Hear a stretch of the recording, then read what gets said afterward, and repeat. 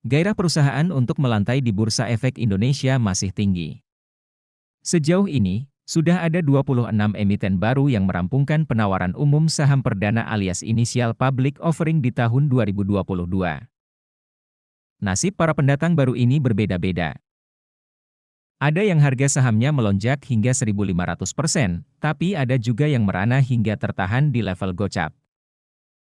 PT Adaro Minerals Indonesia menjadi fenomenal dengan lonjakan harga yang sejauh ini bertahan di level 1.580%. Saham Adaro Minerals mampu menguat 10,89% pada Selasa 19 Juli ini ke harga Rp1.680. Lonjakan harga PT WIR Asia juga tak kalah mencengangkan di masa awal IPO. Harga saham emiten yang mengusung pengembangan platform Metaverse ini masih tercatat naik 95,04%.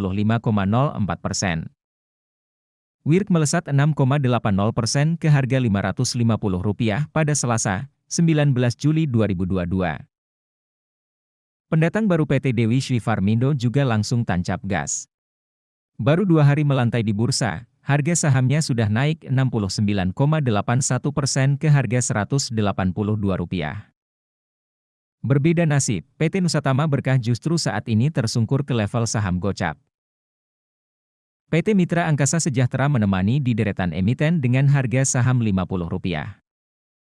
PT Nanotech Indonesia Global dan PT Winner Nusantara Jaya nyaris menyusul. Harga saham Nano dan WNR sedang kompak di area Rp52.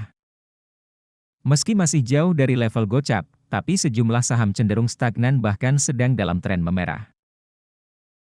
Contohnya PT Adi Commuter Property dan PT Semakom Integrated. Analis Sucor Sekuritas Paulus Jimmy menyoroti, kondisi fundamental dan valuasi perusahaan memang menjadi faktor krusial saat melantai di bursa saham. Namun ada hal penting lain yang tak boleh dilupakan, yakni story. Story dinilai penting lantaran berkaitan dengan minat publik untuk bisa memahami profil, strategi, dan prospek bisnis emiten ke depannya. Oleh sebab itu, Jimmy meyakini tidak semua emiten yang harganya anjlok setelah IPO memiliki fundamental dan valuasi yang buruk. Bisa jadi karena rendahnya minat investor terhadap story dari emiten tersebut, jelasnya. Dia menambahkan, perlu dipahami bahwa story setiap industri punya cycle. Yang hari ini belum menarik, besok bisa saja jadi menarik. Technical Analyst Bina Arta Sekuritas Ivan Rosanova menambahkan, sentimen sektoral juga bisa mempengaruhi arah saham pasca IPO. Bisa jadi, pelaku pasar melepas kepemilikan usai IPO karena melirik saham lain yang dirasa lebih menarik untuk saat ini. Begitu sebaliknya dengan saham yang harganya sudah membara. Menimbang fluktuasi pasar belakangan ini, dalam jangka pendek memang berpeluang terjadi koreksi.